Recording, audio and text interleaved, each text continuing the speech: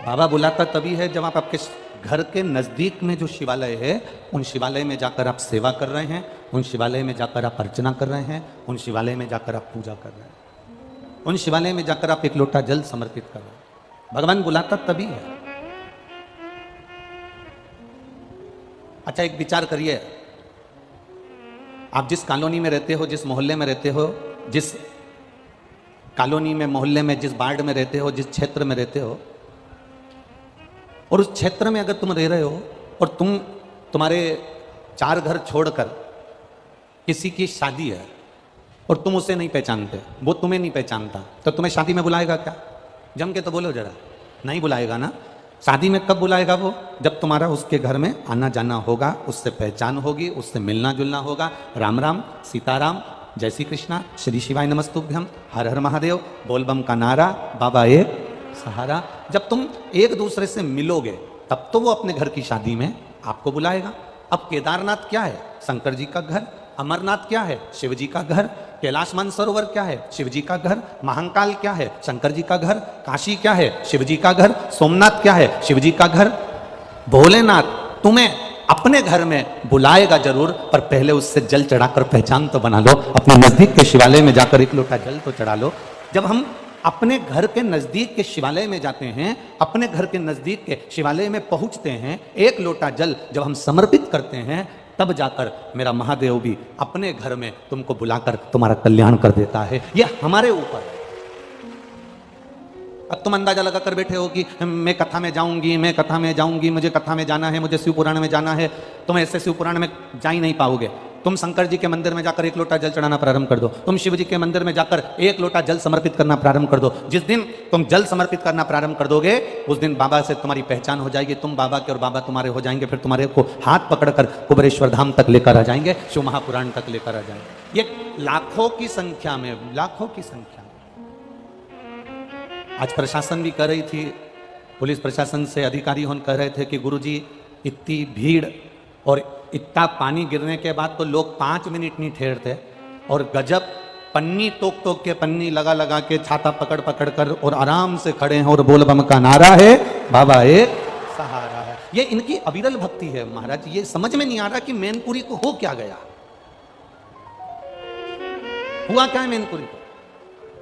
अब कल की बात बोलो तो बोल दूं, कहाँ है अध्यक्ष जी? बोल दे कहा पक्का चौहान जी, बोल दे। मैं कल की बात, कल एक भैया ने एक पत्र लिखकर भेजा, वो पत्र कक्ष में है, आप चाहेंगे तो हम आपको दे देंगे। वो भैया ने पत्र में लिखा कि पूरे मैनपुरी वालों को देखकर मुझे 2 दिन से मेरा बीपी ऊंचा नीचा हो रहा है। तो उस पत्र में नीचे फिर लाइन लिखी थी, उस बीपी के ऊंचा नीचा होने का केवल इतना सा कारण है कि ये मैनपुरी के लोग कभी अपनी दुकान नहीं छोड़े, कभी अपना काम नहीं छोड़े, कभी अपने कार्य, परिवार में शादी हो तो दूसरे को भेज दे पर ये नहीं जाए। पर पहली ऐसी कथा है जिसमें मैनपुरी पूरा की पूरा उलट कर कथा में मिल रहा है। जो दिन में नहीं आते वो रात को पहुंच जाते हैं, जो रात को नहीं आते वो सुबह पहुंच जाते हैं। भैया ये बड़ी विचित्र विडंबना है इसमें।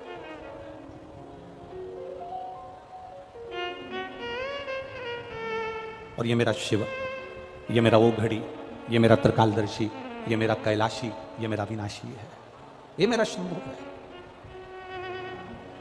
ये जितने आए हो ना आप लोग, कथा के पंडाल में बैठे हो, कथा के पंडाल में आप जहां जहां पर जितने टेंट, जितने पंडाल लगे हैं, पहली कथा है जिसमें 1 2 3 4 5 6 7 और उसके बाद का 8वें नंबर का पंडाल, ऐसे 8 पंडाल इस पूरे बेल्ट के अंदर लगाए गए। Tent pandal, tent pandal. ये पहली कथा है जिसमें इतना जन समुदाय अपार की संख्या में आया और बाबा की भक्ति में रमा है। अब आप अगर इतनी संख्या में पहुंचे हो, भगवान शिव की कथा में पहुंचे हो, तो देवाधिदेव महादेव भी तो करुणा करेगा। तेरे मंदिर में आना मेरा काम है, मेरी बिगड़ी बनाना तेरा काम है। वो कृपा करता है, दया करता है, उदारता करता है, और बिना उदारता के, बिना दया के वो रहता ही नहीं। बस अपने विचारों पर पक्का रहिए। कई बार हम हमारे विचारों से डिग जाते हैं। एक लड़के ने एक लड़की से कहा, मैं तुझे बहुत प्रेम करता हूं, इतना प्रेम करता हूं, इतना प्रेम करता हूं, इतना प्रेम करता हूं कि तेरी आंखों में मुझे पूरी दुनिया नजर आ रही है। एक लड़का लड़की से बोला, मैं तुझे इतना प्रेम करता हूं, इतना प्रेम करता हूं, इतना प्रेम करता हूं कि तेरी आंखों में मुझे पूरी दुनिया नजर आ रही है। पीछे से ही मैनपुरी का एक बुढ़ा सा व्यक्ति आवाज लगाकर बोला, 2 दिन से मेरी भैंस नहीं मिल रही हो, आंख में देख लेना, अगर कहीं दिख जाए तो बता दे। अब तुम इतना भी प्रेम मत करो कि भैंस आंख में देखना पड़े, इतना प्रेम नहीं। चित्त को परमात्मा में रमाने का प्रयास करो। जब तुम्हारा चित्त परमात्मा में रमना प्रारंभ कर जाएगा, जब तुम्हारा चित्त भगवान में रमना प्रारंभ कर जाएगा, भगवान खुद तुम्हें खींच कर केदारनाथ तक, कुबेरेश्वर धाम तक, महाकाल तक, उज्जैनी अवंतिका तक, काशी विश्वनाथ तक मेरा बाबा तुम्हें खींच कर बुला लेगा। हमारे नजदीक के शिवालय में, हमारे नजदीक के शिव मंदिर में हम जाएंगे, तब तो हमारे बाबा से हमारी पहचान बनेगी। शंभु शरणे पड़ी मांगो घड़ी रे घड़ी, दुख काटो दया करी दर्शन आपो। आपकी पहचान आप शिव से बनाइए, आपकी पहचान आप शंकर से बनाइए। एक बार देवादिदेव महादेव के मन में एक भाव आया। जिस दिन से पार्वती जी विवाह कर कर आई हैं, उस दिन से महादेव जी को रोज कुछ ना कुछ अच्छा अच्छा पकवान बनाकर भोग लगा रही है। रोज प्रतिदिन कुछ ना कुछ ऐसा बनाती हैं माँ, शिव जी को भोग लगा देती। आकड़िया की रोटी बनाई, काकड़िया की साग, पर से माता पार्वती जी पावे भोलानाथ मन शिव रटोरे, छोड़ दो कपट मन शिव रटोरे, मन शिव रटोरे, छोड़ दो कपट मन शिव रटोरे। आकड़िया की रोटी बनाई, काकड़िया की साग, पर से माता पार्वती जी पावे भोलानाथ मन शिव रटोरे, छोड़ दो कपट मन शिव रटोरे। अब पार्वती मैया रोज नए नए पकवान बनाती हैं, शिव जी को भोग लगाती हैं। बाबा भोलेनाथ जी रोज पकवान का भोग लगाते हैं, रोज पाते, रोज आनंद में रहते। पर जैसे जैसे पकवान, जैसे जैसे भोजन श्रेष्ठता में मिलता चले गया, जैसे जैसे श्रेष्ठता में पकवान मिलता चले गया, वैसे वैसे होता है सुख अगर मिल गया, सुख अगर प्राप्त हो गया तो भजन छूट जाता। अगर सुख प्राप्त हो गया तो भजन छूट गया। सुख अगर ज्यादा प्राप्त हो गया तो भजन हमारा रहेगा। ये सुख का अनुभव है। बैठे रहने, ये सुख का अनुभव है। जब ज्यादा मात्रा में हमें सुख मिल जाता है तो हमारा भजन, हमारा कीर्तन, हमारी भक्ति, हमारा स्मरण ये छूट जाता है। अब दुनिया के लोगों को तो मालूम नहीं है कि सुख होता कैसा है। घर में बहू आ गई तो लोगों को लगा कि बहुत अच्छा सुख हमारे घर में आ गया, रोज गरम गरम रोटी देगी। अब जिन जिन की आई है वो सब अपने आप में समझ ले। फिर किसी को मालूम पड़ा कि घर में पोता पोती हो जाएगा तो सुख अच्छा हो जाएगा। जिन जिन के घर में पोता पोती हो गए उनसे पूछ लो। किसी को लगा कि डबल मंजिल का मकान बन जाएगा तो सुख अच्छा हो जाएगा। जिनका डबल मंजिल का मकान बन गया उनसे पूछ लो। सुख मिलता कहाँ? सुख कैसा होता है? सुख की कल्पना कैसी होती है? सुख कैसा होता है? एक ट्रेन की तरह, रेल की तरह। स्टेशन पे तुम खड़े हो, वहां पर बोलने वाली मशीन नहीं लगी है कि इतनी बजे ये ट्रेन यहां पहुंचेगी, आधा घंटा लेट है, 15 मिनट लेट है, ट्रेन का नंबर ये है, ट्रेन का नाम ये है, वो ट्रेन 2 नंबर प्लेटफॉर्म पे पहुंचेगी कि 1 नंबर पे पहुंचेगी। वो मशीन, वो बोलने का स्पीकर स्टेशन पर नहीं लगा है। वो बोलने की मशीन स्टेशन पर नहीं लगी है। और जिस स्टेशन पर बोलने की मशीन नहीं लगी होती, जिस स्टेशन पर बोलने के स्पीकर नहीं लगे होते, जिस स्टेशन पर बोलने के लिए कोई माइक नहीं लगा होता, तो जो जाने वाला यात्री है ना, जिसको यहाँ से अपने मैनपुरी से जिसको आगरा जाना है, तो अगर मालूम पड़े मशीन नहीं लगी है, स्पीकर नहीं लगा है, तो जो भी ट्रेन आती है ना, तो जाने वाले व्यक्ति को यही लगता है कि मेरी आ रही है, अब आ रही है, आवाज आ रही है, आ रही है, आ रही है, आ रही है। और जो ट्रेन सामने आती है वो तो तुरंत निकल जाती, मालूम पड़ा ये तो मालगाड़ी है। फिर खड़ा, फिर दूसरी ट्रेन आई, आ रही, अब की बार ये अपनी ट्रेन आ रही है, तैयारी करके बैग में लेके बस तैयार होकर सामने आया इतनी देर में मालूम पड़ा कि ये तो दूसरी जगह जा रही थी, मालूम पड़े काशी जा रही है, अब ये बनारस जा रही है। तो फिर तैयार हुआ, आ रही है, आ रही है, आ रही है, आ रही है, और फिर ट्रेन चलते चलते मालूम पड़ा कि ये ट्रेन तो दूसरी जगह जा रही है। बस सुख भी ऐसा ही होता है। बचपन में लगता है कि जवानी में सुख मिलेगा, जवानी में लगता है कि अधेड़ी में सुख मिलेगा, थोड़ी एक दो दुकान और खोल लूं फिर सुख की जिंदगी जीऊंगा, घर में बहू आ जाए सुख की जिंदगी जीऊंगा, पोता पोती हो जाए सुख की जिंदगी जीऊंगा, थोड़ा कामकाज फैला लूं सुख की जिंदगी जीऊंगा।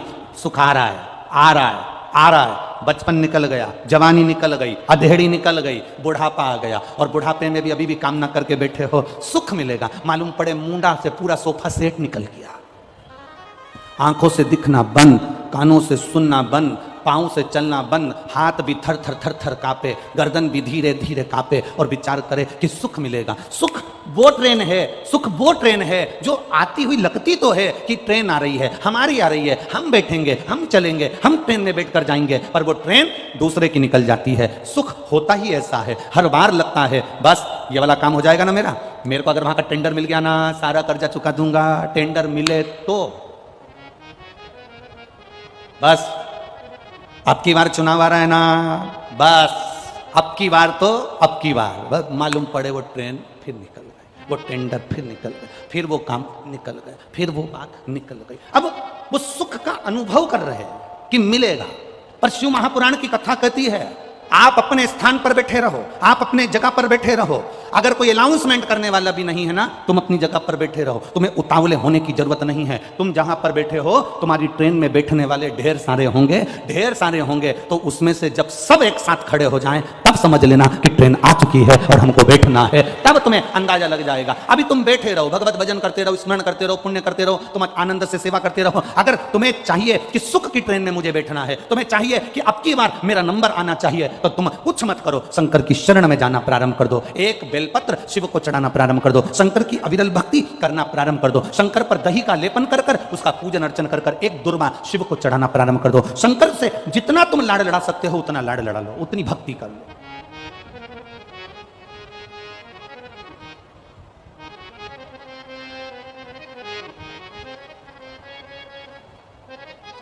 जो शंकर के मंदिर में झाड़ू लगा लेता है, जो शंकर के मंदिर में सफाई कर देता है, जो शंकर के मंदिर की रौनक रंगत बढ़ा देता है, जो शंकर के मंदिर में प्रकाश कर देता है, जो शंकर के मंदिर में उजियाला कर देता है। एक चोर शिवजी के मंदिर में कमंडल चुराने के लिए गया था और शंकर भगवान के मंदिर में से कमंडल चुराता है, खुद के कपड़े जला लेता है, शंकर भगवान उसको कुबेर का भंडारी बना देते हैं। जो शिव के मंदिर में रौनकता देता है, शंकर के मंदिर में सेवा करता है, शंकर के मंदिर में अर्चना। एक पत्र आया है, देखिए उस पत्र में क्या लिखा है।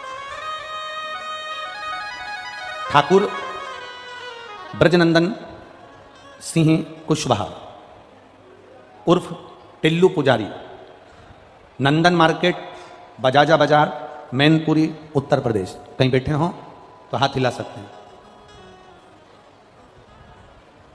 नंदन मार्केट, इनका नाम है ठाकुर ब्रजनंदन सिंह कुशवाहा उर्फ टिल्लू पुजारी, नंदन मार्केट, बजाजा बाजार, मैनपुरी, उत्तर प्रदेश। मोबाइल नंबर ये, कहीं बैठे हो तो हाथ हिला सकते हैं। जिन्होंने पत्र में लिखा है, मैं बाबा की एक लोटे जल का और एक बेलपत्र का मैं क्या वर्णन करूं। गुरुदेव, जिला प्रतापगढ़ उत्तर प्रदेश वाली कथा से लगातार आपकी कथा श्रवण कर रहा हूं। मुझे आंतों के अंदर संक्रमण का एवं हीमोग्लोबिन जो 5 पॉइंट रह गया था। गुरुदेव, बहुत बड़े डॉक्टरों की टीम ने 15 दिन में ऑपरेशन की सलाह दी थी और ना कराने पर डॉक्टरों ने कहा था कि तुम्हारी मृत्यु होने की बात कह दी थी। आप पत्र को पढ़ सकते हो, मृत्यु होने की बात कह दी थी। गुरुजी, आपकी कथा सुनकर पत्नी व बच्चों ने भोले बाबा की पूजन अर्चना प्रारंभ कर दी। एक लोटा जल चढ़ाना प्रारंभ किया, बाबा को एक बेलपत्र चढ़ाना प्रारंभ करा। डॉक्टर ने ऑपरेशन का कह दिया था। बाबा, दिल्ली के AIMS में जब हम दिखाने के लिए जब बेलपत्र जल का प्रयोग कर कर गए, तो बाबा की कृपा का हम क्या वर्णन करें। गुरुदेव, ऑपरेशन कराने की रिपोर्ट डॉक्टर ने जब देखी और जांच प्रारंभ हुई तो सारी रिपोर्टें वापिस नॉर्मल आ गई और मेरा शरीर फिर ठीक हो गया। मैं बाबा को यहां प्रणाम करने के लिए, ये शिव तत्व है, योग घड़ी। एक भक्ति, एक विश्वास, एक दृढ़ता, एक भरोसा आपके भीतर। और जब भक्ति, विश्वास, दृढ़ता, भरोसा होता है तब शिव तत्व की प्राप्ति होती है।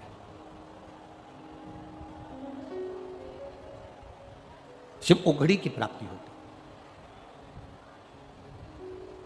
सुखाएगा सुखाएगा सुखाएगा, यह हमको लगता है। हम जब उसकी भक्ति करें और विश्वास के साथ करें, जब हम उसकी भक्ति करें और भरोसे के साथ करें, वो मिलता जरूर है। तेरे मंदिर में आना मेरा काम है और मेरी बिगड़ी बनाना तेरा काम है। हम उसके भरोसे नहीं रह पाते, कई बार हम डिग जाते हैं, कई बार हम अंदर से टूट जाते हैं। थोड़ा सा अगर दुख तकलीफ बढ़ी और किसी ने कह दिया कहाँ शंकर जी के चक्कर में पड़ी है, चल वहाँ चलते हैं, वहाँ पर ऐसा हो रहा है, चल वहाँ चलते हैं, वहाँ ऐसा हो रहा है, चल वहाँ चलते हैं, वहाँ ऐसा हो रहा है। शिव महापुराण की कथा कहती है किसी ढोंग में, प्रपंच में या दिखावे में या अंधविश्वास की ओर कभी मत जाना। शिव महापुराण की कथा कहती है अंधविश्वास की ओर ना जाइए, ढोंग और प्रपंच में मत जाइए। शिव पुराण की कथा कहती है अगर कहीं नहीं जा सकते तो तुम्हारे घर के नजदीक में जो शिवालय है वहां पर सावन के महीने में 2 लोटा जल लेकर भगवान शिव को समर्पित करने के लिए जाइए। आप शिव के दरवाजे पर जब जाएंगे, शंकर की चौखट पर जब जाएंगे, शिव के द्वार जब पहुंचेंगे तो एक सुख का अनुभव अपने आप आएगा। बाबा देवादिदेव महादेव कैलाश पर बैठे हैं, मां जगत जननी उनके लिए पकवान बनाती है, श्रेष्ठ पकवान शिव जी के सम्मुख में जाते हैं।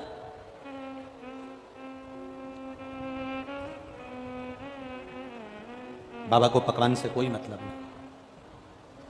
ये घर में जितनी बुजुर्ग माताएं होती हैं ना, घर में जितने बुजुर्ग होते हैं, बुजुर्ग माताएं होती हैं, बुजुर्ग लोग होते हैं, इनको तुम्हारे श्रेष्ठ पकवान से, इनको तुम्हारे श्रेष्ठ जो तुमने लड्डू, पेड़ा, गुलाब जामुन, इमरती, भजिया, पकोड़ा ढेर सारा बनाया हुआ है, उससे कोई मतलब नहीं है। इनको तुम्हारे पकवान से कोई मतलब, इनको तुम्हारे पकवान से कोई मतलब नहीं। इनको अगर मतलब है तो केवल एक चीज से मतलब है, आप घर के बुजुर्ग को लड्डू मत दीजिए, आप घर के बुजुर्ग को मिठाई मत दीजिए, आप घर के बुजुर्ग को नमकीन मत दीजिए, आप घर के बुजुर्ग को अगर कुछ अच्छा बनाकर नहीं दे सकते मत दीजिए। पर शिव महापुराण की कथा कहती है कि घर के बुजुर्ग को आपकी जिह्वा की, वाणी की मिठास जरूर दीजिए, वो जीवन का एक उन्हें आनंद दे जाए। आप मत दो उनको लड्डू, मत दो पेड़ा, मत दो उनको सामग्री, पर उनको उनके भीतर जो एक तत्व छुपा है सम्मान का, उनके भीतर एक तत्व छुपा है आदर का, वो आदर का तत्व तो दो। फिर वही बात आ गई, अरे मत बुरे कर्म कर वरना पछताएगा, भगवान की आंखों से तू बच नहीं पाएगा, तू बच नहीं पाएगा। अरे ओ अज्ञानी मत कर नादानी, अरे ओ अज्ञानी मत कर नादानी, तेरे कर्म का फल भी तू ही पाएगा, जैसा किया तूने तेरे आगे आएगा। मत बुरे कर्म कर बंदे वरना पछताएगा, भगवान की आंखों से तू बच नहीं पाएगा, तू बच नहीं पाएगा। मकान किस किसने बनाए?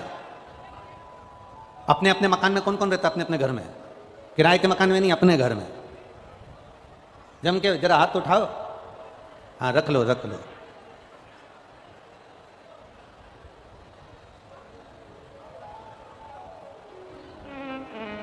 जिस मकान को आपने बनाया है, जिस दुकान को आपने बनाया है, जो प्रॉपर्टी तुम्हारे पास है, तुम्हारी वसीयत के, तुम्हारी प्रॉपर्टी के ढेर सारे हिस्सेदार रहेंगे।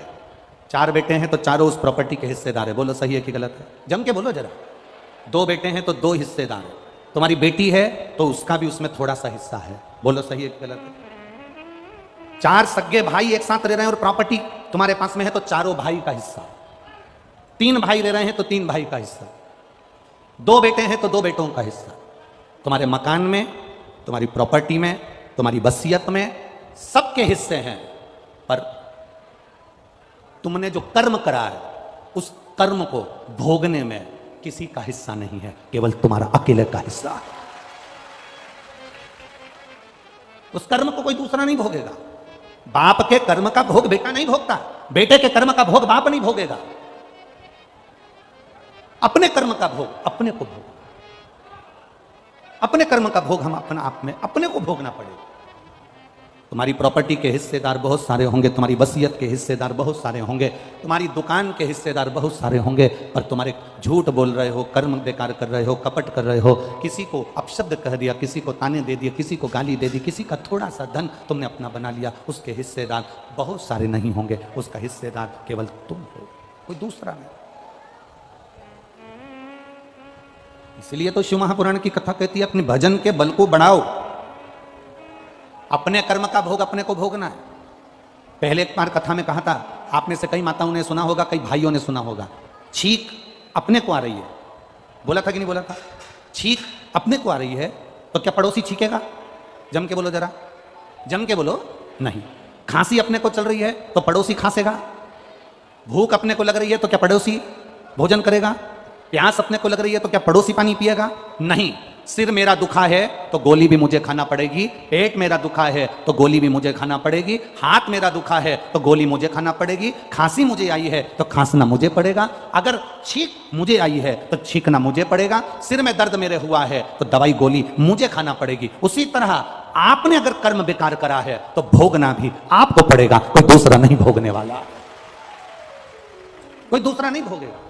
शंकर भगवान ने पार्वती जी को देखा तो माता जगतजननी को देखकर भगवान शिव माँ जगतजननी को देखे कि रोज नए नए पकवान बनाकर लाती है, रोज अच्छा अच्छा भोजन बनाकर लाती है, और मैं सुख के चक्कर में, आनंद के चक्कर में ये भोजन को पा लेता हूं।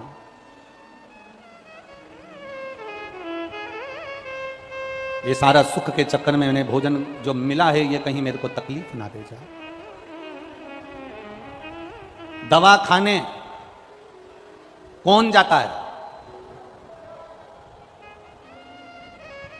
इस कथा से समझ लेना, दवा खाने कौन जाता है?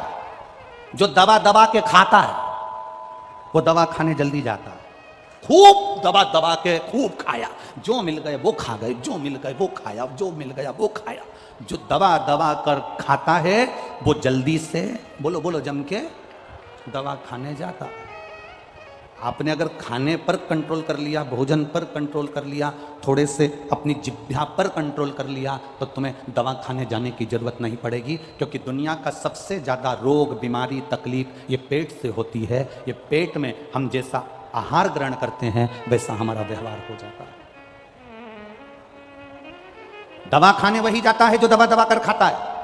जिस दिन तुमने दबा दबा कर खाना बंद कर दिया, थोड़ा बहुत आहार लो जो शरीर के लिए जरूरी है, थोड़ा बहुत पाओ जो शरीर के लिए श्रेष्ठ है। मालूम पड़े इन्होंने बिस्कुट दिया वो भी दबा कर खा गए, इसने कुरकुरा दिया वो भी रख लिया, उसने पानी का पाउच दिया वो भी रख लिया, खुद के पास बोतल रखी है तो वो भी पानी का पाउच वाला आया। तो इतनी आसक्ति कथा में भी, इतनी आसक्ति कि खुद के पास 2 बोतल पानी की रखी है, उसके बाद भी दे दे भैया रख लो, बिस्कुट दे दे भैया रख लो, सामान दे दे भैया रख लो, इतनी आसक्ति। लेने आए थे शिव महापुराण की कथा और लेकर जा रहे हो बिस्कुट और कुरकुरा।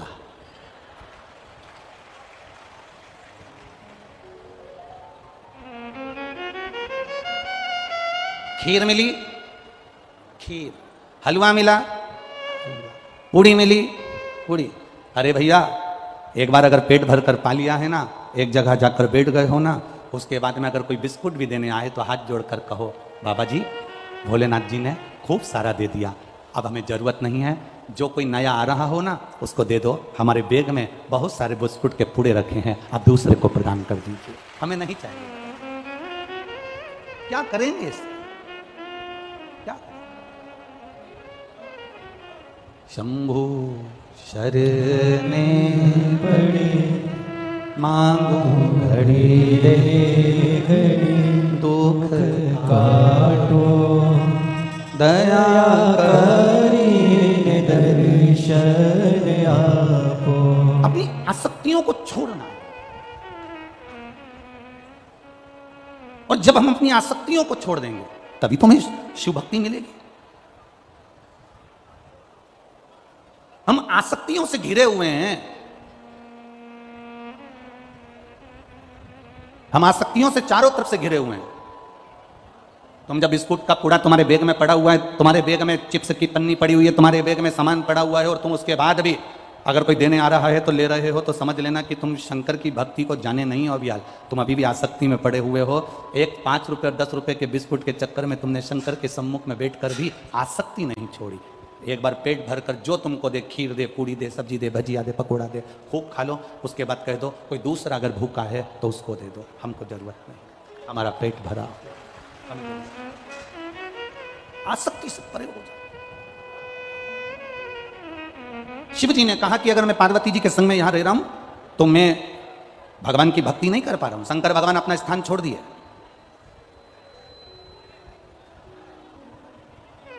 और शिव जी एक वन क्षेत्र में चले गए। नंदी साथ में पीछे पीछे गया। बाबा ने कहा नंदी से तू कहां मेरे साथ आ रहा है? नंदी कहता है मैं आपको नहीं छोड़ सकता। शिव जी कहते हैं कि मुझे तप करना है, तप के बिना मेरा आनंद नहीं है।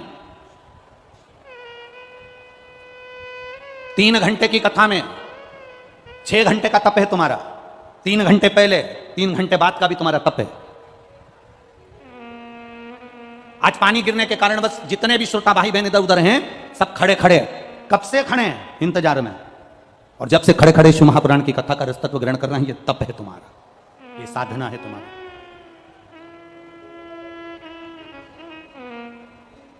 शिव जी कह रहे हैं मुझे तप करना है। तप का मतलब क्या होता है? एक व्रत कर लेना तप कहला जाता है। एक साधना करने बैठ जाना, आंख बंद करके बैठ जाना, तप कहला जाता है। नेत्र बंद कर कर बैठे हुए हो क्या तप कहला जाएगा? ना ना ना ना, शिव महापुराण की कथा कहती है इसको तप नहीं कहा गया। तप किसको कहा गया? जहां बैठे हैं और बैठने के बाद में किसी का भी स्मरण ना आए, केवल जिसकी भक्ति में बैठे हैं उसको तुम याद करो और वो तुम्हें याद करे, तो समझ लो कि तुम्हारा तप हो गया, तुम्हारा व्रत हो गया, तुम्हारी साधना हो गई। एक हरतालिका तीज का व्रत मेरी माताएं करती हैं। यहां पर होता है कि नहीं होता वो मालूम नहीं है हमको। होता है यहां पर हरतालिका तीज का व्रत माताएं करती हैं। और जब हरतालिका तीज का व्रत करती हैं, उस व्रत के अंदर पूजन का क्रम होता है। एक रात्रि में आप लोग जो पूजन का क्रम करते हो, कितनी बार पूजन होती है उसमें? 4-5 बार ऐसे कुछ क्रम है उसके अंदर। तो पूजन का क्रम आप करते हो। अब पूजन के क्रम आप कर रहे हो तो कई माताएं तो ऐसी होती हैं कि जो हरतालिका तीज का व्रत करती है, पूजन करती है, आराधना करती है, उसका चित्त कहीं दूसरी जगह लगता नहीं है। भगवान की आराधना में, पूजन में, सामान में, सामग्री में लगाना, भगवान की पूजन की तैयारी करना, पूजन के लिए जाने की तैयारी करना, भगवान की भक्ति में खो जाना। और कहीं कहीं की ऐसी होती है कि बस पहली पूजन का इंतजार करती है कि जल्दी से पहले नंबर की पूजन हो जाए और मैं जल्दी से चाय पी जाऊं। अब हमने कई लोगों से पूछा कि इसमें लिखा है हरतालिका तीज की कथा में कि दूध पीने से बिल्ली बनते हैं और ज़्यादा बोलने से मेंढकी बनते हैं और सोने से अजगरी बनते हैं, तो तुम चाय क्यों पी रही हो? तो कहती हैं किताब में चाय का नहीं लिखा है। किताब में सब लिखा है पर चाय का नहीं लिखा। चाय का इसमें वर्णन नहीं है, इसलिए हम चाय पी रहे। शिव पुराण कह रही है भगवान शंकर की भक्ति। तुम तप करो। शंकर भगवान तप करने के लिए वन क्षेत्र में चले गए। वन क्षेत्र में बैठकर मेरे देवादिदेव महादेव ने जब तप करना प्रारंभ करा, नंदी से कह दिया सुन नंदी, मैं यहां तप कर रहा हूं, किसी को मत बताना कि कोई आया है। और अगर पार्वती कोई परिवार का व्यक्ति आ जाए तो तेरे मुख को तू हिला देना, तेरे गले में पड़ी हुई घंटी से मैं समझ जाऊंगा कि परिवार का कोई व्यक्ति मुझे लेने के लिए आ गया। अब भगवान हजारों वर्ष का तप करने के लिए बैठ गए और हजारों वर्ष का तप करने के लिए बैठे। उसी समय पर माता पार्वती जी ने श्री गणेश जी और सदानंद कार्तिकेय जी को बुलाकर कहा कि तुम्हारे माता पिताजी ना जाने कहां चले गए। भगवान गणेश जी से कहा, सदानंद कार्तिकेय जी से कहा जाकर जरा पता करो शंकर भगवान गए कहां पर है, शिव जी कहां है, जाओ जरा जल्दी से मालूम करो। अब कार्तिकेय बाबा, भगवान श्री गणेश जी दोनों गए पिताजी का पता लगाने के लिए। ढूंढते ढूंढते एक वन क्षेत्र में पहुंच गए और उस वन क्षेत्र में गणेश जी ने स्त्री का रूप ले लिया। उस वन क्षेत्र में सदानंद कार्तिकेय जी ने भी स्त्री का रूप लिया। गणेश जी ने भी चुंदड़ी ओढ़ ली, सदानंद कार्तिकेय जी ने भी चुंदड़ी ओढ़ी। गणेश जी गणेशी बन गए, कार्तिकेय कृति बन गए। दोनों बनकर वन क्षेत्र में घूम रहे थे। तभी शिव जी के श्वास की गर्जना भगवान गणेश और सदानंद कार्तिकेय को हो गई। पर होने के बाद दोनों भूल गए कि रास्ता कौन सा है, किस मार्ग से हम आए थे और किस मार्ग से हमको जाना। अब रास्ता भूल गए तो इन्होंने अपनी माता को याद करा। माँ ने विचार करा, पार्वती जी ने मेरा गणेश नहीं आया, मेरा षडानंद कार्तिकेय नहीं आया, अब पार्वती जी गणेश को भी ढूंढने जा रही हैं, कार्तिकेय को भी ढूंढने जा रही हैं और शंकर भगवान को भी ढूंढने जा रही हैं। तो एक वन क्षेत्र में जाने से पहले पार्वती जी ने भिलनी का रूप रख लिया।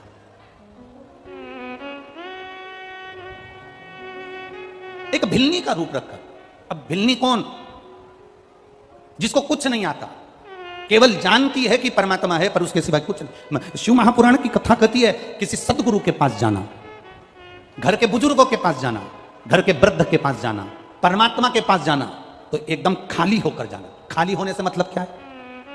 ये दिमाग में ज्यादा अकल लेकर या ज्यादा बुद्धि लेकर कि दादी से ज्यादा तो मुझ में अकल है, मेरे पिताजी से ज्यादा तो मुझ में अकल है, मेरी माँ से ज्यादा तो मुझ में अकल है, बहू सोचती है सास से ज्यादा तो मुझ में अकल है, मैं पढ़ी लिखी, मैंने ये करा, मैंने इंजीनियरिंग करी, मैंने सीए करा, मैंने ये पढ़ाई करी, मैंने एमबीए करा। सास में कितनी अकल है? वो तो 8वीं फेल है। सास भले 8वीं फेल होगी, सास भले 5वीं फेल होगी, पर सास रहते रहते रहते रहते परिवार में जो तुम्हारी जितनी उम्र है, सास उतने साल तो दुनिया के धक्के खाकर आई होगी, तो उसमें अकल तुमसे ज्यादा होगी, ये निश्चितता है। भले वो 5वीं फेल हो, भले वो 6वीं फेल हो, भले वो 7वीं फेल हो, भले वो 8वीं फेल हो, पर उसकी चित्तवृत्ति में उसने कितना कितना संघर्ष किया है। घर के बुजुर्ग ने कितना संघर्ष किया है। ये उसके पास में कंपनियों में पूछा जाता है, तुमने कौन सी कंपनी में पहले जॉब करी है, उसका प्रमाण पत्र दिखाइए। दिखाना पड़ता है कि ये मैंने इस कंपनी में मैंने जॉब करी है, मेरा ये प्रमाण पत्र है। सास के पास में वो प्रमाण पत्र है जो बहू को दिखा देती है कि मैंने ये किया। और होना चाहिए। एक 4 इंजीनियर टोपी लगा लगा कर एक आड़ा टेढ़ा पाइप उसमें तार डाल रहे थे। 4 इंजीनियर 8 दिन से परेशान हो गए, पर वो तार उसके अंदर नहीं गया। एक गांव का व्यक्ति निकलता था, वो इंजीनियर को देखकर बड़ा दुखी होता था कि इनसे तार इस पाइप के अंदर नहीं जा रहा, आड़ा टेढ़ा पाइप, इसमें वो तार नहीं जा रहा। बड़ा दुखी होता था, बड़ा दुखी। गांव के व्यक्ति ने इंजीनियर साहब से कहा, इंजीनियर साहब ये तार मैं डाल दूं? 4 इंजीनियर बोले इसमें अक्ल तो है नहीं गांव वाले में, और कह रहा है तार में डाल दूं। ले डाल के बता, हम इंजीनियर हैं, ये सॉफ्टवेयर है, ये इलेक्ट्रिक है, ये ऐसा है, वो ऐसा है, ले तू डाल दे। उसने कहा इंजीनियर साहब। वो गया गांव में, एक चूहे को पकड़ कर ले आया, चूहे की पूंछ से तार को बांधा, पाइप में छोड़ दिया, पाइप से चूहा बाहर, तार निकल के बाहर हो गया। कभी कभी ऐसा होता है, हम जिसको मूर्ख समझ रहे हैं, हम जिसमें सोचते हैं इसमें तो अक्ल ही नहीं है, इसमें तो बुद्धि ही नहीं है। कभी कभी वो एक टीचर ने अपने स्टूडेंट से पूछा, बच्चे से, मैं दिल्ली से प्रयागराज हवाई जहाज से गया, दिल्ली से प्रयागराज जाने में मुझे 2 घंटे लगे, बताओ मेरी उम्र कितनी है? अब स्टूडेंट से पूछ रहा है टीचर, मैं हवाई जहाज से, एरोप्लेन से दिल्ली से प्रयागराज गया, प्रयागराज जाने में मुझे 2 घंटे लगे, तो जितने स्टूडेंट बैठे हैं वो बताएं कि मेरी उम्र कितनी है। अब जितने स्टूडेंट बैठे थे उन सब ने कहा, सर प्लीज ये कोई क्वेश्चन है कि हवाई जहाज से दिल्ली से प्रयागराज गया, 2 घंटे लगे, तो मेरी उम्र बताओ कितनी है? सारे बच्चों ने कहा ये कोई क्वेश्चन नहीं है, ये कोई प्रश्न नहीं है। एक स्टूडेंट कोई अच्छे गुरु का चेला होगा, खड़ा हो गया, उसने कहा, सर आपकी उम्र 44 वर्ष है। कितने साल? जम के बोलो जरा। 44 वर्ष, 44 ईयर, तुम्हारी उम्र 44 वर्ष है सर। सर खुश हो गए, गजब, खड़े हो जाओ, आओ इधर जल्दी, गुड, तुमने मेरी उम्र बता दी। पर यह बताओ कि तुम कैसे जान गए कि मेरी उम्र 44 साल है, 44 ईयर है? तुम कैसे जान गए? उसने कहा, बस सर मैं जान गया। नहीं तुम्हें बताना पड़ेगा। नहीं सर, मेरे पास में ऐसा यंत्र है जिससे मैं पहचान गया कि तुम्हारी उम्र 44 साल। नहीं, बताओ तुम कैसे पहचाने कि मेरी उम्र 44 साल है? ये बताना पड़ेगा। नहीं सर मैं नहीं बताऊंगा। सर ने कहा, अगर नहीं बताएगा तो प्रैक्टिकल में नंबर कम आ जाएगा, बता जल्दी, तू कैसे पहचाना कि मेरी उम्र 44 साल है? मैं इतना खुश हो गया, मेरी उम्र 44 साल, तूने सही बताया, बता जल्दी से, तू कैसे पहचाना कि मेरी उम्र 44 साल है? स्टूडेंट बोला, सर मेरा एक भाई है, वो आधा पगला है, उसकी उम्र 22 साल है।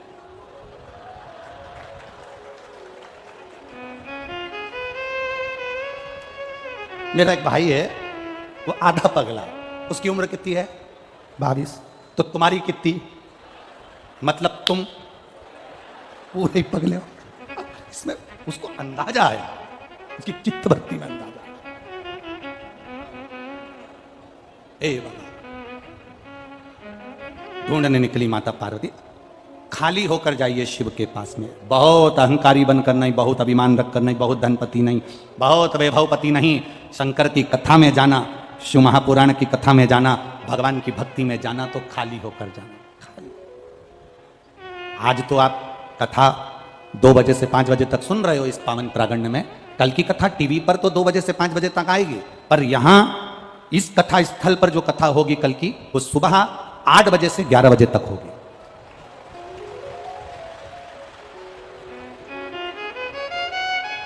सुबह 8 बजे से 11 बजे तक यहां कथा चलेगी। और ध्यान देना, कथा टीवी पर 2 बजे से 5 बजे ही आएगी, पर भक्त सुबह 8 बजे से 11 बजे तक। कल विराम की जो कथा है, पहले भी कथा में कहा, मेहमान जाते हैं तो घर के बच्चों को 200-500 रुपए दे जाते हैं, और ये पुराण भी जाएगी तो क्या क्या लुटा जाएगी ये वही जान सकती है, ये उसके ऊपर। परंतु हम ये बात हम बाद में कह सकते थे, अब तुम सब चिंता में पड़ गई, सोच में। उठेंगे उठेंगे। अब निवेदन है, घर में झगड़ा करके मत सोना। एक पति पत्नी आपस में झगड़ा कर लिए, और झगड़ा कर कर पति को पहले कहीं जाना होता था तो पत्नी से कह देता था, तो पत्नी जगा देती थी। आज ऐसा झगड़ा हुआ पति पत्नी में, तो पति ने एक पर्ची में लिख दिया कि सुबह मेरे सर एयरपोर्ट पे आ रहे हैं और मुझे सुबह जल्दी 5 बजे एयरपोर्ट पहुंचना है, तो तुम मुझे सुबह 4 बजे जगा देना। पर्ची पे लिख के उसने पत्नी के पलंग पर जो तकिया था वहां रख दिया। पत्नी ने पढ़ा, ठीक है। दूसरे दिन वो सुबह 9 बजे उठा।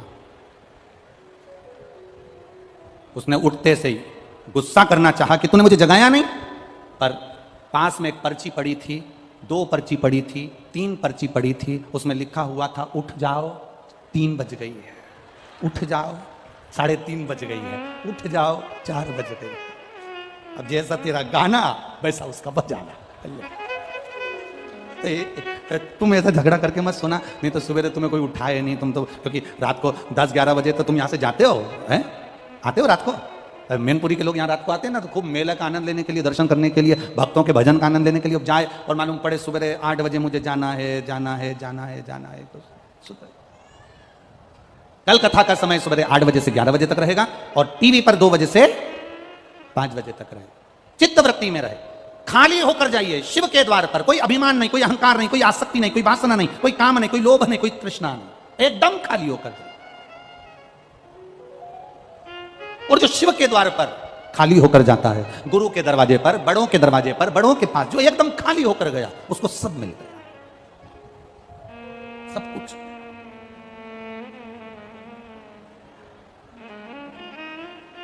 दूध की भगोनी, जिस भगोनी में, जिस पात्र में तुम्हें दूध वाले से दूध लेना है, अगर वो पहले से भरी होगी तो उसमें दूध ले सकते हो क्या? जिसमें तुम्हें खीर लेना है वो पहले से भरी होगी तो तुम नहीं ले सकते, उसमें भरा हुआ है, झलक जाएगी। गुरु के पास जाना, शिव महापुराण में जाना, तो एकदम खाली पात्र लेकर जाना कि मुझे जो मेरे गुरु जी देंगे, शिव महापुराण से जो मुझे मिलेगा, शंकर की कथा से जो मैं सुन कर आऊंगी, मैं अपने जीवन में उतारूंगी। अगर पात्र खाली होगा तो उतर जाएगा, और अगर पात्र खाली नहीं होगा, अहंकार भरा होगा, तो वो झलक जाएगा। अहंकार के वश वो झलकेगा। उस अहंकार से परे होकर चलना, अहंकार से। पहुंच गई माता पार्वती जी, सुंदर भिलनी का रूप रखकर आई। भिलनी का रूप रखकर जैसे ही माता पार्वती जी ढूंढते ढूंढते उस क्षेत्र में पहुंची, भूल गई माता पार्वती जी भी। शिव जी के ढूंढते ढूंढते अपने पुत्र को, पुत्री को ना जाने कहां है, कहां पहुंच गए, कैसे हैं, कहां गए, ढूंढते ढूंढते पहुंची। इतने में नंदी ने माता पार्वती को देखा और शिव जी के लिए उन्होंने मुंडी हिलाना प्रारंभ कर दी। शंकर जी समझ गए पार्वती जी मुझे लेने के लिए आ गई। शिव जी ने देखा कि नंदी का मुख उधर है, मतलब पार्वती उधर खड़ी है। इतने में शंकर भगवान उठकर खड़े हुए। पार्वती, गणेश, कार्तिकेय और गणेश दोनों स्त्री के रूप में आ गए, और पार्वती जी भी मां भिलनी के रूप में आकर शिव जी का दर्शन करी। शंकर भगवान से कहा, प्रभु जी कृपा करिए, हम यहां आकर मार्ग भूल गए, इसलिए निवेदन है हमें सत मार्ग की ओर बताएं। शंकर की कथा कहती है, शिव महापुराण की कथा स्वयं भूले हुए को भी मार्ग प्रशस्त कर कर परमात्मा के दरवाजे तक पहुंचा देती है। शिव महापुराण की कथा भटके हुए को भी परमात्मा का सत्य मार्ग बता देती है। शिव जी का वो मंदिर आज भी भूलेश्वर, मतलब शिव जी वहां कर भूल गए थे, पार्वती वहां कर भूल गई थी, गणेश जी वहां कर भूल गए थे।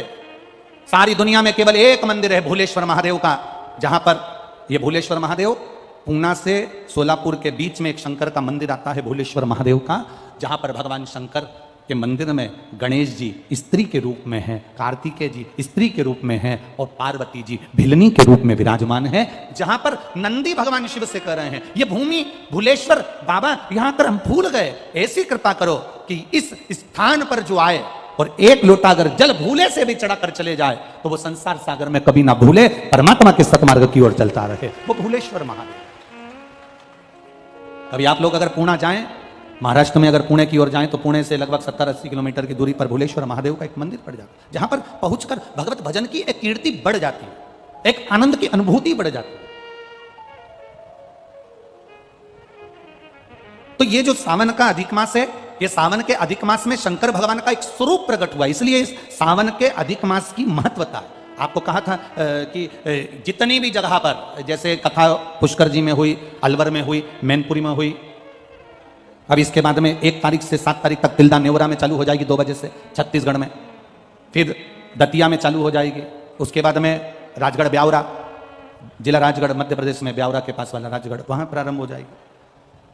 फिर वापिस एक कथा छत्तीसगढ़ में प्रारंभ हो। जितनी कथा सावन के महीने में जिसको मिली है, बाबा देवादिदेव महादेव की कृपा से जिसको मिली अधिक मास से जुड़ी हुई सावन के महीने की कथा, अपने भाग्य की सराहना करना और अपने को किस्मत वाला समझना कि भगवान शंकर का एक अवतार, शंभेश्वर अवतार, ये अधिक मास और सावन के मिलन में हुआ है। शिव का एक अवतार, शिव जी का एक नाम पड़ा था शंभेश्वर महादेव,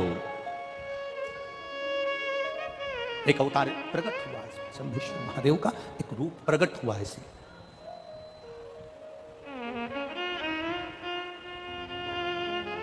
इसलिए आप लोगों से बारंबार हम कहते रहे हैं,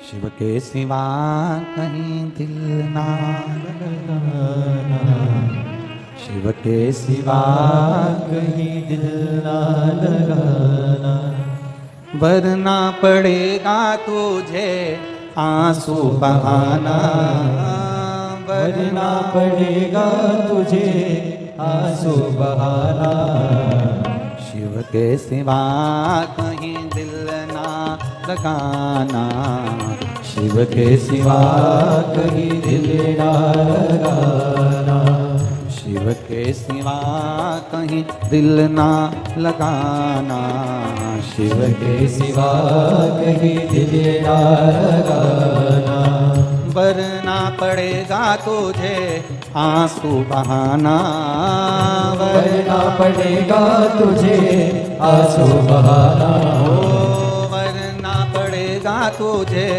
आंसू बहाना, वरना पड़ेगा तुझे आंसू बहाना, शिव के सिवा कहीं दिल ना लगाना, शिव के सिवा कहीं दिल ना लगाना,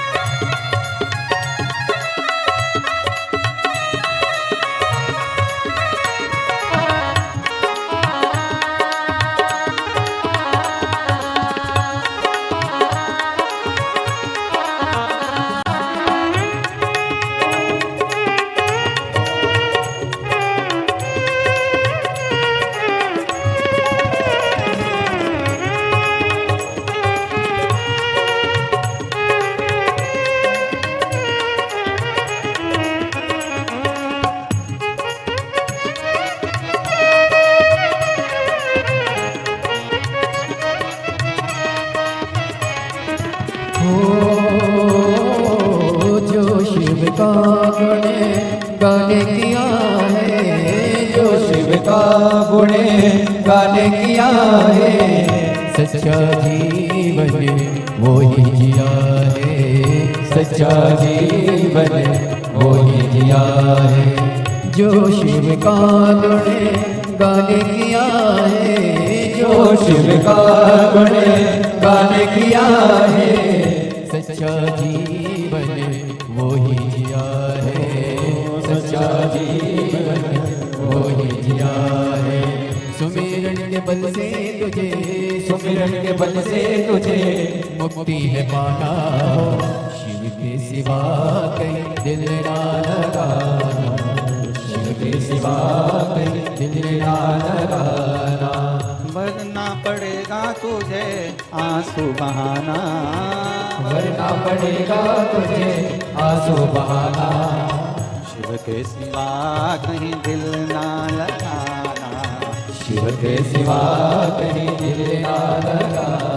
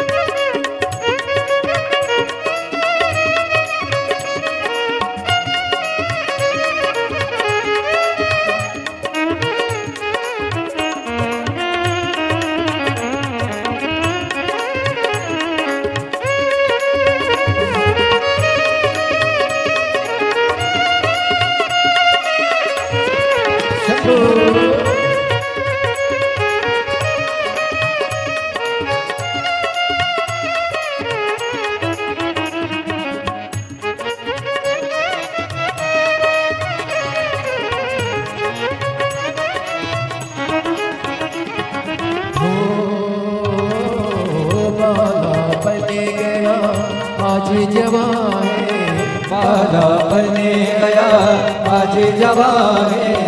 बीत गया अब समय कहाँ है, बीत गया अब समय कहाँ है। बाला बने गया आज जवान है, बाला बने गया आज जवान है। बीत समय गया अब कहाँ है, बीत गया अब समय कहाँ है। सोचे समझेंगे, सोचे समझेंगे वक्त गवाना। शिव के सिवा कहीं दिल ना लगाना, शिव के सिवा कहीं दिल ना लगाना। वरना पड़ेगा तुझे आंसू बहाना, वरना पड़ेगा तुझे आंसू बहाना। वरना पड़ेगा तुझे आंसू बहाना, वरना पड़ेगा तुझे आंसू बहाना। शिव के सिवा कहीं दिल ना लगाना, शिव के सिवा कहीं दिल ना लगाना। वरना पड़ेगा तुझे आंसू बहाना, वरना पड़ेगा तुझे आंसू बहाना। वरना पड़ेगा तुझे आंसू बहाना, वरना पड़ेगा तुझे आंसू बहाना। शिव के सिवा कहीं दिल ना लगाना, शिव के सिवा कहीं दिल ना लगाना। शिव के सिवा कहीं दिल ना लगाना, शिव के सिवा कहीं दिल ना लगाना। हर हर देव अपने स्थान पर बैठकर भगवान शिव जी से अपने मन की बात भाव के साथ में बाबा देवादिदेव महादेव से प्रार्थना करिए। जहाँ जगह मिले वहाँ बैठ जाओ। गीला हो रहा हो तो भले मत बैठो, पर जहाँ सुखी जगह हो वहाँ बैठकर भगवान शिव से अपने मन की बात करो। बहुत दूर दूर से आप लोग आए हो, बाबा के चरणों में बैठकर एक बार विनती करें कि बाबा ऐसी कृपा करना, हमारी झोली खुशियों से भरना। जिस भाव से हम यहाँ शिव महापुराण की कथा सुनने के लिए आए हैं, मेरे देवादिदेव महादेव हमारे वो मन की अभिलाषा पूर्ण करना। शिव जी से प्रार्थना। जहां जगह मिले वहां बैठकर भाव से, कार्यकर्ता भी आज ही का समय, कल तो सुबह के क्रम में कथा हो जाएगी, भाव से दिल से प्रार्थना करना। जिस जिसको श्री शिवाय नमस्तुभ्यम आता है अपने मुख से गुणगान करना, दिल लगाकर बाबा से प्रार्थना करना कि बाबा मेरे दुख को काट दो। श्री शिवाय नमस्तुभ्यम, श्री शिवाय नमस्तुभ्यम, श्री शिवाय नमस्तुभ्यम, श्री शिवाय नमस्तुभ्यम, श्री शिवाय नमस्तुभ्यम, श्री शिवाय नमस्तुभ्यम। भोला सब दुख काटो हमारा, ओ भोला सब दुख काटो हमारा। शिव शंकर जपो तेरी माला, भोले बाबा जपो तेरी माला। भोला सब दुख काटो हमारा, ओ भोला सब दुख काटो हमारा। वेश है मंगल मंगलकारी, वेश है मंगल मंगलकारी। शमशान वासी हमारा, शमशान वासी हमारा। ओ भोला सब दुख काटो हमारा, ओ भोला सब दुख काटो हमारा। शिव कथा कहती है, भगवान शंकर का संवाद कर रहा है, शिव महापुराण की कथा कर रही है। जब प्रहलाद के लिए भगवान नरसिंह का रूप धारण किया, अब नरसिंह का रूप कब धारण करा था? क्योंकि हिरण्यकशिपु ने मांगा ही ऐसा था कि ना नीचे मरूं, ना ऊपर मरूं, ना अंदर मरूं, ना बाहर मरूं, ना अस्त्र से मरूं, ना शस्त्र से मरूं, ना दिन में मरूं, ना रात में मरूं, ना नर से मरूं, ना पशु से मरूं, ना 12 महीने में मरूं। तो एक अधिक कर अधिक मास में मारा।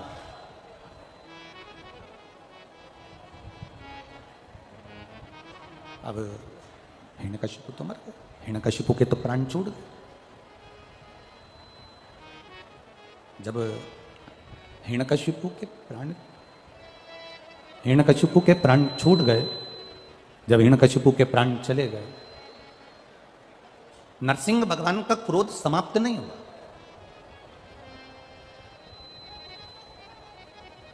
इतना क्रोध नरसिंह जी में था, इतना क्रोध था, इतना क्रोध। घबराए देवता, इतना क्रोध नरसिंह जी में भरा हुआ था। अब जब नरसिंह जी में इतना क्रोध था कि भगवान नरसिंह जब बैकुंठ में प्रवेश करे तो बैकुंठ में प्रवेश करते से ही बाबा आवाज पकड़ रहा है। नरसिंह जी जैसे बैकुंठ में प्रवेश करे, अपने बैकुंठ में जैसे जाने लगे तो लक्ष्मी जी भी बैकुंठ छोड़कर चली गई। इतना क्रोध नरसिंह जी के अंदर था।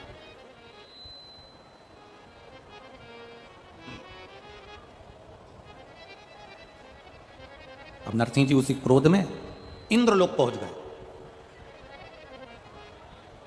जब नरसिंह जी उसी क्रोध में इंद्रलोक पहुंचे तो इंद्रलोक की जितनी अप्सराएं थीं, इंद्रलोक के जितने देव थे, इंद्र स्वयं भी स्थान छोड़कर भाग गए। अब एक बात का अंदाजा लगाकर रखना अपने जीवन में, व्यक्ति को जब क्रोध आता है ना तो वो गुस्सा कर कर अपशब्द बोल तो देता है, पर यह अंदाजा नहीं लगा कर पाता कि जो तुमने क्रोध में बोला है वही क्रोध का बोला हुआ एक दिन तुम्हारे सम्मुख में आकर खड़ा हो जाता है।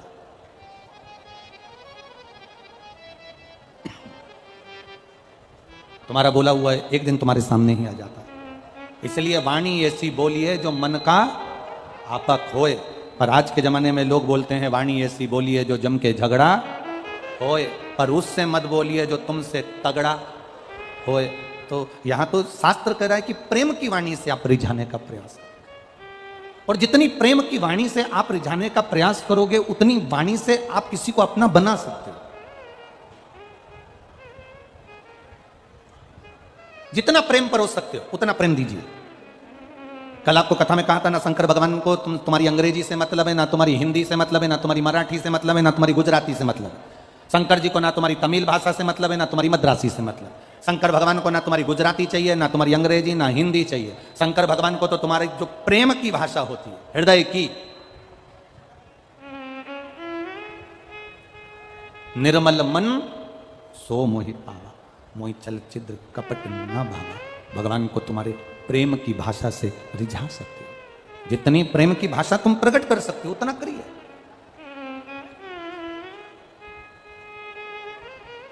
जब प्रेम की भाषा हम देंगे तो हमको मिलेगा।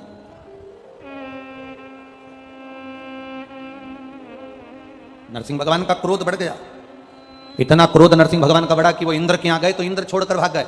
आपके गुस्से के कारण, आपके क्रोध के कारण आपका परिवार त्रस्त हो रहा है।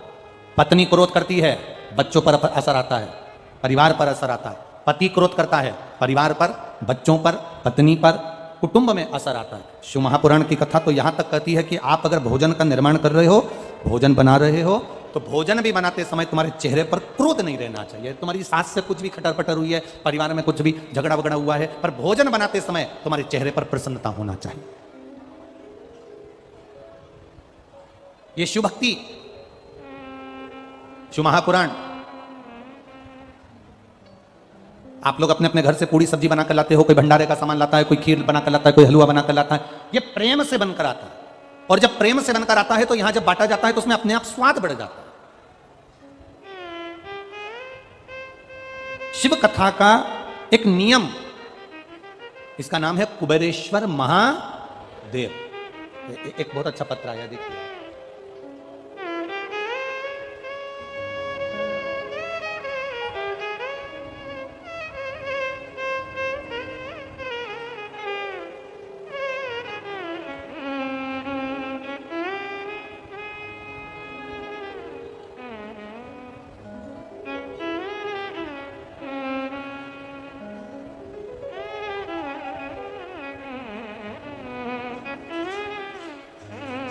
पत्र देखिए, बड़ा सुंदर है। मेरा नाम ममता यादव है, पत्नी श्री सुखवीर सिंह यादव। कहीं बैठी हो तो हाथ हिला सकती हैं। मैं जिला फिरोजाबाद नगर शिकोहाबाद की रहने वाली हूँ। कहीं बैठी हो तो अपने हाथ हिला सकती हैं। आप ही हैं? हाँ, दोनों हाथ ऐसे हिला दो एक बार। हाँ, हिला दीजिए। मेरा नाम ममता यादव, पति का नाम सुखवीर सिंह यादव। मैं जिला फिरोजाबाद, नगर शिकोहाबाद की रहने वाली हूँ। मेरे पति को सन 2011 में ब्रेन ट्यूमर का ऑपरेशन हुआ था, वह भी आखिरी स्टेज पर। उसके बाद सन 2018 में मेरे पति को ब्रेन के ऑपरेशन के बाद में 2011 में जब ऑपरेशन हो गया, 2018 में मेरे पति को मुंह के अंदर कैंसर हो गया। ऑपरेशन कराने के बाद वे ठीक थे, फिर 2022 में उन्हें मुंह के दूसरी तरफ फिर से कैंसर हो गया। इस ऑपरेशन के बाद डॉक्टर ने बोल दिया था कि अब वो बिस्तर पर ही रहेंगे। उसी दौरान 2022 में आपकी कथा से जुड़ी और कथा सुनना प्रारंभ करा। भाई ने कहा कि इतनी कथा देखती है गुरुजी की, उनके द्वारा बताया गया पशुपतिनाथ का व्रत रख ले। मैंने अपने पति के लिए उसके बाद गुरुजी व्रत करना प्रारंभ करा, सारे उपाय किए, पशुपति व्रत रखा। मेरे पति के दूसरे ऑपरेशन, जब दूसरे गाल की ओर कैंसर हो गया, पहला गाल का कैंसर हुआ उसका ऑपरेशन हो गया था, दूसरा कैंसर हुआ उसका भी ऑपरेशन हुआ। उस ऑपरेशन होने के बाद उनके नाक में एक नली डाल दी गई, क्योंकि गाल में छेद हो गया था और मुख में कुछ देने के लिए नली डाल दी गई। पीने के लिए जो भी डॉक्टर के हिसाब से था हम उसको टाइम टाइम पर उनको दे देते थे। पशुपतिनाथ का व्रत करती रही गुरुदेव, बाबा को नहीं छोड़ा मैंने, बाबा से प्रार्थना करती रही, बाबा इनको ठीक कर देना। गाल में जो छेद हो गया था उसमें से पस निकलना प्रारंभ हो गया, पानी 24 घंटा निकलता था और वो कैंसर का जो मुख था उसमें से पानी निकलता रहता। बड़ी दुखी थी गुरुजी। मैंने बाबा के पशुपति व्रत करना बंद नहीं करे। आप कहते हो कि 5 व्रत करने के बाद छोड़ देना चाहिए, मैंने फिर वापस चालू कर दिए। बाबा कभी तो सुनेगा, और बाबा ने सुना। डॉक्टर ने कहा था बेड पर रहेंगे, पड़े रहेंगे, थोड़े दिन के मेहमान हैं, इनकी सेवा कर लो। मेरे पति को बाबा डॉक्टर ने सब जवाब दे दिया था। उसके कैंसर वाले शरीर से पानी मुख में से निकलना प्रारंभ हो गया था। मैंने बाबा से प्रार्थना करना प्रारंभ करी। जल लाती शिव जी को चढ़ा हुआ, उनके चेहरे पर लगा देती, बेलपत्री लाती उनको दे देती। बाबा की ऐसी कृपा हुई गुरुदेव कि उनकी नाक की नली भी निकल गई, और जो घाव उनका कभी नहीं भराना था वो घाव बाबा ने भर दिया। बाबा ने भरा गुरुदेव। डॉक्टर ने कहा था ये कभी उठ नहीं पाएंगे पलंग से, ये जिंदगी में थोड़े दिन के मेहमान है। मैं बाबा को यहाँ प्रणाम करने इसलिए आई हूँ कि मेरा पति अब अपने काम पर भी जाने लगा। डॉक्टर भी आश्चर्य में है कि ऐसी कौन सी दवाई है जिससे कैंसर इतनी जल्दी समाप्त हो गया, वो देखना चाहते। आराम है बाबू, दोनों हाथ हिला दो एक बार। हर हर महादेव। बैठिए, श्री शिवाय नमस्तुभ्यम। बैठिए। शिव तत्व इसी को कहते हैं। एक पत्र और है,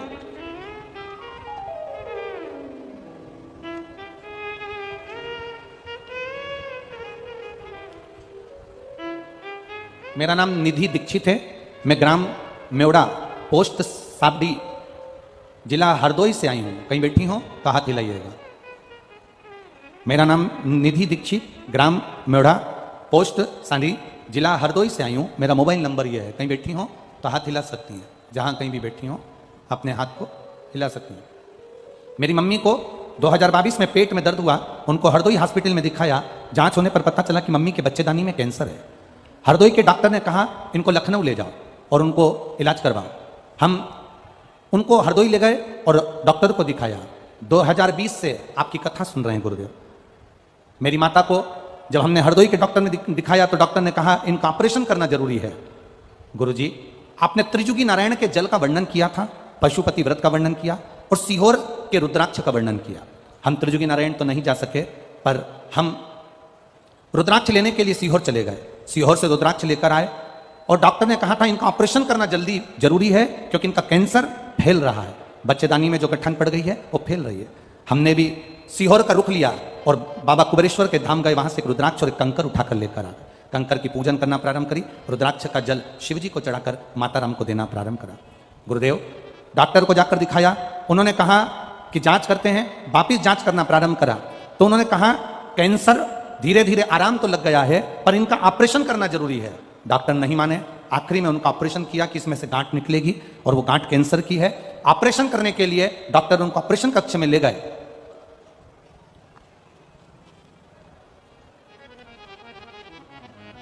जब ऑपरेशन कक्ष में ले गए, कई घंटों तक ऑपरेशन चला। ऑपरेशन करते करते डॉक्टर टेंशन में पड़ गए कि इनके शरीर में कोई गठान नहीं है और पूरा शरीर अच्छा है और कैंसर भी नहीं है। गुरुजी, शरीर में बहुत सारे टांके लगा दिए गए, और टाँके लगाने के बाद अब धीरे धीरे उन टाँकों को डॉक्टर काट रहे हैं, पर बाबा ने कृपा कर दी और एक भी कैंसर का तत्व मेरी माता के पेट में नहीं मिला, ना गठान मिली। ये रुद्राक्ष की महत्वता, ये शिव की महत्वता, ये शिव महापुराण की महत्वता।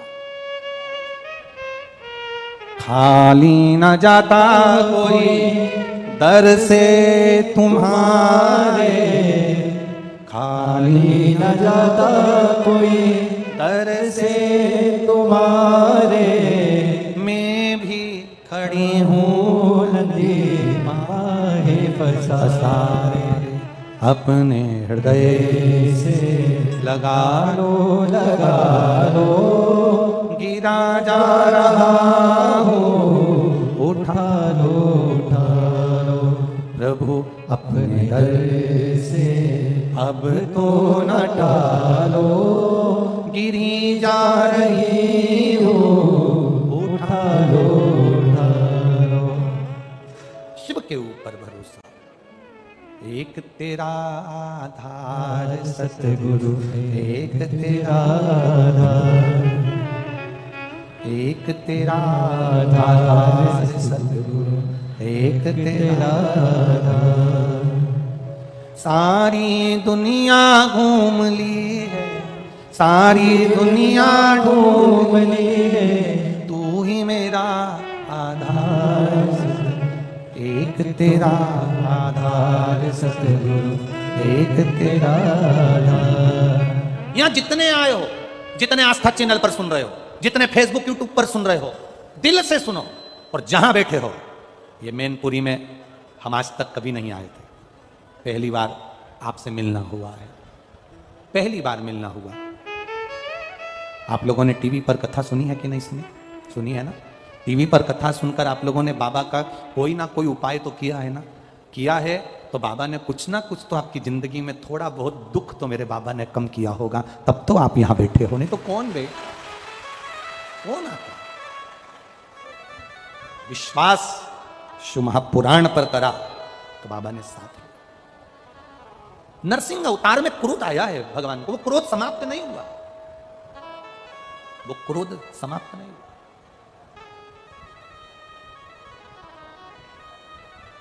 क्रम चालू हुआ, क्रोध चलते चलते चलते चलते इंद्रदेव के पास, वायुदेव, वरुण देव, गरुण देव, सब सारे देवता इकट्ठे होकर देवाधिदेव महादेव के पास पहुंचे।